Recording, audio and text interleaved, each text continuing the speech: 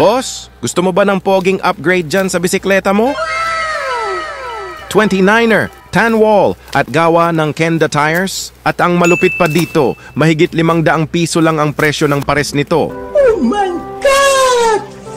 Wow! Kaya wag na natin patagalin, isalpak na natin. Ito nga at nabuo na yung 29er na wheelset sa bagong project bike setup ko. Kapag maglalagay kayo ng gulong ay, siguraduhin niyong tama ang direksyon ng ikot nito. Nakapasok ng maayos ang beads nito sa rim at hindi maiipit ang interior kung tubed setup ang gagamitin nyo. At dapat tama lang ang pressure ng hangin na ikakarga nyo kung ayaw nyong masabugan kayo ng gulong sa daan. Meron naman mga nakamarka sa mga gilid ng gulong na PSI levels na kinakailangan lang ikarga.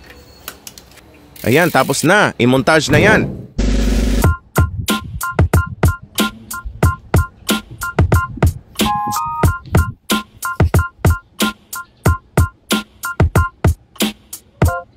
Click mo na lang yung link ng shop sa comment section or sa yellow basket. Salamat at happy upgrade sa inyong lahat!